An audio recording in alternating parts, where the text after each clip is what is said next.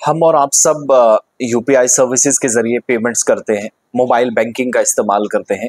लेकिन हो सकता है कि वक्त गुजरने के साथ साथ मोबाइल बैंकिंग बंद भी हो जाए या कुछ ऐप्स काम करना बंद कर दें, या फिर ऐसा भी होगा कि लोग इसका इस्तेमाल करना बंद कर दें, एप्लीकेशंस चलती रहेंगी और फिर उसके बाद हो सकता है कुछ ऑफर्स वगैरह आए, जैसा इन दिनों बीएसएनएल के साथ हुआ है। असल में हुआ क्या है कि 75% के आसपास ऐसे यूजर्स हैं जिनके मुताबिक यूपीआई सर्विस को बंद कर देंगे अगर इस पर किसी किस्म की फी लगाई दी जाती है। अगर किसी भी तरीके से इस पर फीस ली जाती है तो that means near about 75% will stop using UPI. एक सर्वे हुआ है और इस सर्वे में लोकल सर्कल्स की तरफ से एक सर्वे किया गया जिसमें 38% यूजर्स जो है, जिन्होंने 50 में से 38% यूजर्स ऐसे हैं जो ट्रांजैक्शन करते हैं, जो लेन देन करते हैं यूपीआई सर्विसेज के जरिए, डेबिट कार्ड, क्रेडिट कार्ड और बाकी जो डिजिटल ट्रांजैक्शंस हैं उनका इस्तेमाल कम करते हैं, तो ज़्यादा इस्तेमाल ये ऑनलाइन बैंकिंग का करते हैं।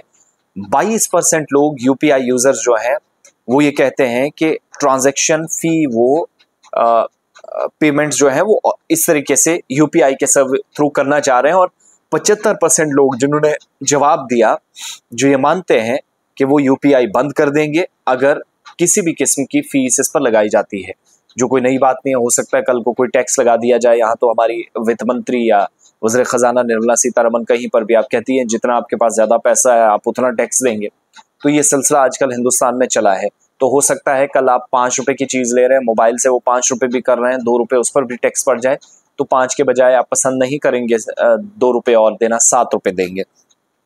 तो यूपीआई सर्विसेज पर एक सर्वे हुआ जिसमें पूछा गया कि 50% में से सिर्फ 22% लोग कहते हैं कि वो ट्रांजैक्शन ऑनलाइन या यूपीआई के थ्रू करना चाह रहे हैं। और कुल मिलाकर ओवरऑल जब चेक किया गया तो 75% लोगों ने, जिनमें मैक्सिमम लोगों ने ये माना कि आज के वक्त में भी वो यूपीआई सर्विस बंद कर दें अगर किसी तरह का टैक्स लगता है। दरअसल एक सर्वे हुआ, 42,000 लोगों ने इस पर जवाब दिए 308 डिस्ट्रिक्ट्स के अंदर, और हर एक जवाब के अंदर एक सवाल जरूर पूछा गया था कि अगर इस पर टैक्स लगता है, यूपीआई पर फीस लगती है, they won't use this further.